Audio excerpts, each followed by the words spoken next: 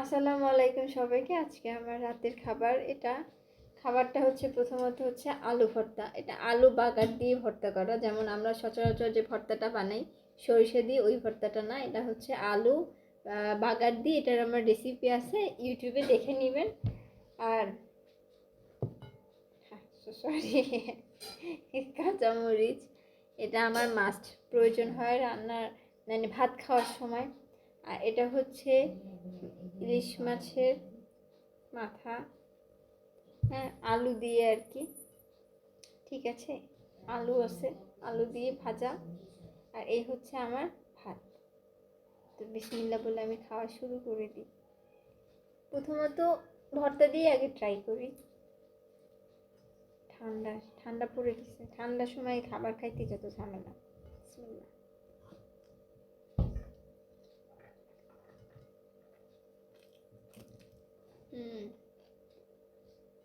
ভর্তাটা খুবই মজার, আপনারা ট্রাই করতে পারেন।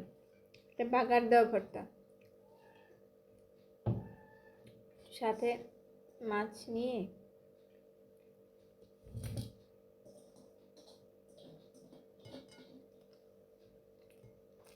কাঁচামরিচ,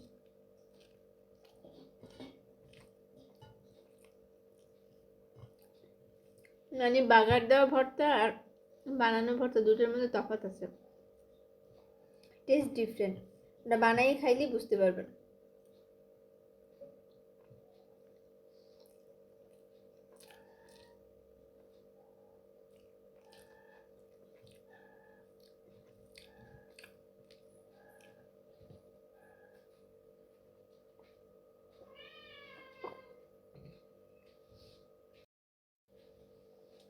মাছটা একটু মানে সবজি মাছের তরকারি দিয়ে একটু ট্রাই করি। টমেটো দিয়ে আম্মু মাছের তরকারিটা রান্না করতে পারছে না। আমার আম্মু সবসময় টমেটো দিয়ে রান্না করে, বাট টমেটো দিয়ে রান্না করলে এটার টেস্ট অনেকটা বেড়ে যায়। খাবারটা খেতে খুবই মজার। আমি এত ক্ষুধা লাগছে শাড়ি খুলিনি, লাইভ শেষ করেই খাইতে বসছি, মানে সময় নেই শাড়ি খোলার। মানে এত ক্ষুধা লাগছে, লাইভ করতে করতে ওর অনেক কথা বলা লাগে না,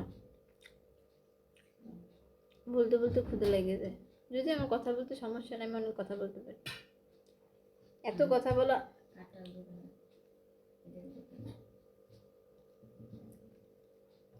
মাছটা এত মজা হয়েছে, রেসিপি দেওয়া আছে না, ওইভাবে ট্রাই করে দেখেন। আম্মু একটু অন্যভাবে রান্না করে মাছ। আমার বাসায় সব কিছুই মানে মাছ টাছ ভেজে নেয়, এই কারণে আমার কাছে বেশি মজা লাগে।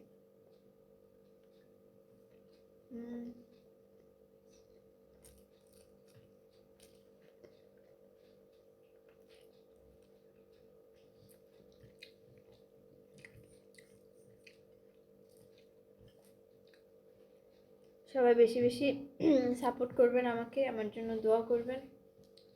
আর তো রাত্রে খাবার খাইতে বেশি রাত্রে কয়টা বাজে জানেন? এখন 2:30। আমি এখন দুপুর মানে রাতের খাবার খাই। যারা আমার লাইভ দেখছেন তা তো জানেন যে আমি শাড়ি পরে লাইভ করছি। লাইভ শেষ করে আমি এখন ভাত খাচ্ছি। বুঝেন, এটা এত সহজ না। আপনি মনে করেন সাইজে গুজে বসি, কোনো ব্যাপার না, অনেক ব্যাপার, অনেক ব্যাপার আসলেই।